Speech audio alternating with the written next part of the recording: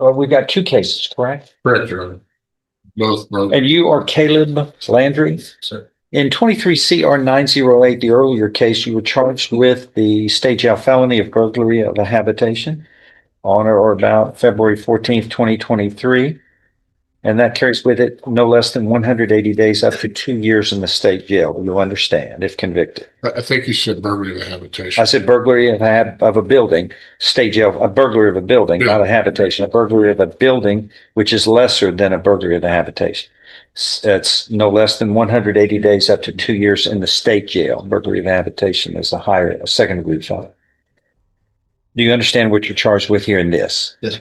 And in 24 CR 2225, filed on October 23rd of last year, this states that on September 17th, 2024, that you committed the state jail felony of burglary of a building. It's like the same building owner. The victim is the same as the previous case. Probably discount time, is that right? And it goes on to state that you have, in this indictment, you've been convicted in 2005, felony offense of illegal possession of marijuana, a state jail felony out of Harris County, Texas. And in 2015, you were finally convicted in the criminal district court here of delivery of marijuana. And that doesn't affect the punishment range on this, does it? Yes, It does, Judge. If he's Two prior state jail felonies on separate. Yes, to a third. makes it a third So, degree. well, your punishment range is in two things that are problematic. Your punishment range will be enhanced if this is proven true to what would be a third degree felony punishment. It's state jail felony, but it's punished as though it was a third degree felony under law. And you were looking therefore at no less than 2 nor more than 10 years confinement in prison, and a fine up to $10,000 can be assessed. Plus, if this is true, you are not eligible for probation in either of these cases. Do you understand? Sure. Okay, should be a lot on your mind here. What are we going to do today? Your Honor, the state has tendered an offer of 12 months or 1 year in the state jail facility. And How much time does he have credit, if any?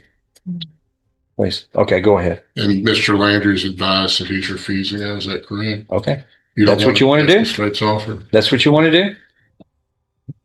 Because It's a hard decisions, but it's your life. Right now, we're at a crossroads.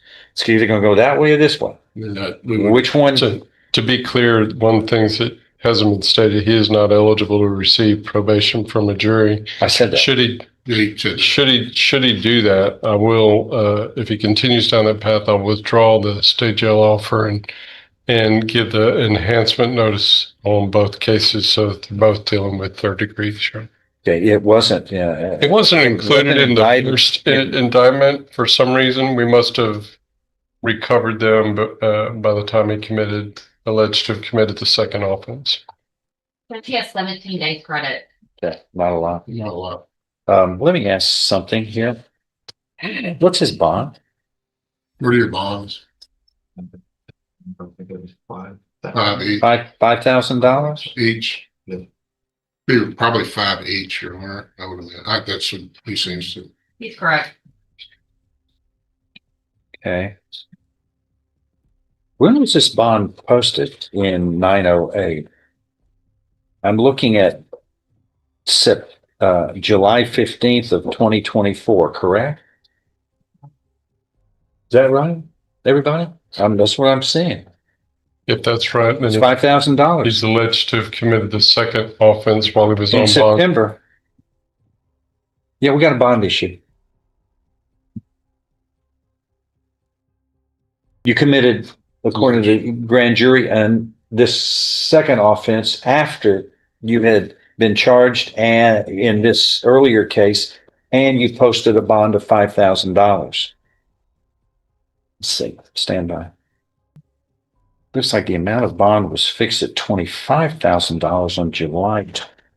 I'm looking at another document that says July 20th. He made the accusation that run the initial arraignment may have been 20. I'm sorry. There's a 715. $5,000 on that he paid on 7/15. But then there's a warrant for an arrest, a capias, burglary of a building, filed on July 16th. Okay. And the bond was fixed. Who signed this?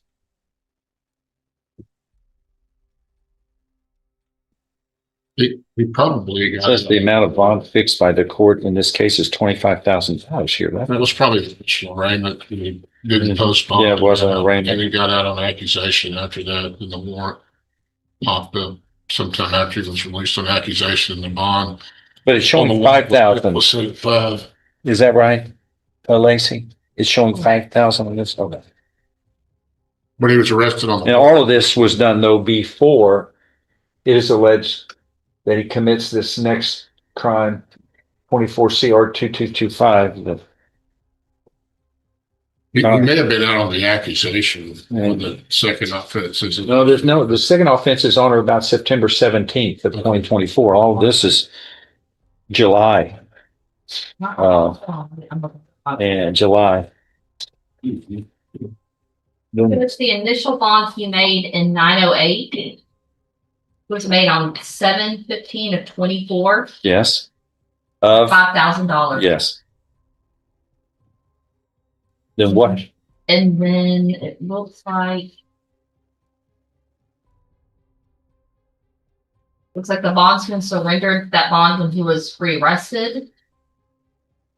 And he made another bond in this case on 2/10 of 25. Of how much? The initial bond was No, I'm talking about the new bond. Should have been 10 if there was an airport.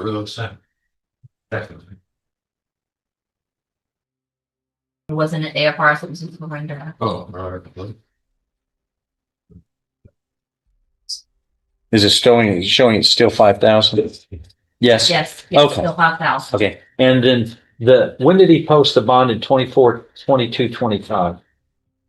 The new thing. 10 of 25, What was that bond? 5,000. Yes. Well, on what day now? 2/10 of 25. Okay. That's after the. Mhm. Yeah. That indictment had already been. Here, the judge picks up on a serious concern. Bond conditions and court orders may not have been properly followed or enforced.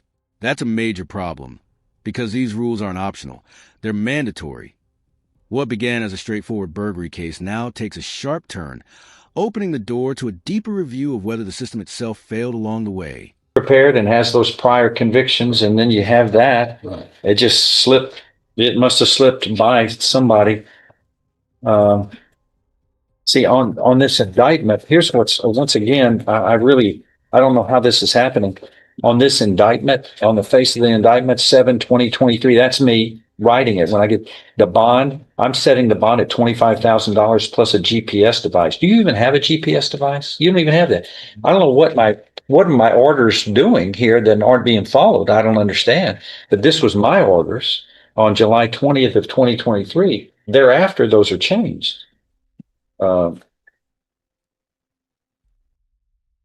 Or Interrupting the court. I didn't have anything to do. you didn't. Yeah, you're always the first suspect, but you've been cleared in this I would one. like to take credit. Anyway, I don't have any notes to explain, Judge. those were being changed without, and this court had authority over this case, and somebody else was changing these. It was post indictment. It was post indictment after I had signed these orders, which are equivalent to an order, which is inappropriate, but we'll figure it out. Anyway, this court doesn't find $5,000. I mean, I put $25,000 up here, but I did this before this indictment shows up. Right. And then this indictment shows up, another burglary of a building, which is alleged to have occurred on or about September 17th of 2024, after he was on bond here. Your bond's $100,000 in each case. Plus, you have to have a GPS device as a condition of bond. So this is irresponsible and of your part. And once, once you are charged with a crime and a bond is set, and you're presumed innocent unless found guilty. But these are probable cause decisions by the grand jury that you probably committed these crimes, which are what we base bonds on, as the probability a crime has been committed. And we use the circumstances of the case and the criminal history. Your first bond of $5,000 is the same type of offense that you post a bond a few months later, you're committing another of the same offense, same type of offense, as though none of this mattered to you. You weren't taking it seriously. You are now. We're going to take it seriously. You can't just keep committing crimes and think that you can just pay a small bond and not that additional information and additional crime commission won't have a bearing on it. It does. So those are the orders. You must have a GPS device, and the bonds are amended to $100,000 each because of your criminal history and the fact that you're committing the same crime after you posted a bond in the first case of a similar matter. Just a few months after that, you're committing the same kind of crime, according to the grand jury. Anyway, that's the orders of the court. Next event, you set these for trial. It'll be set for trial. Thank you. That's what we'll do. The judge raises the bond to $100,000 and orders strict GPS monitoring, sending a clear message about repeat offenses.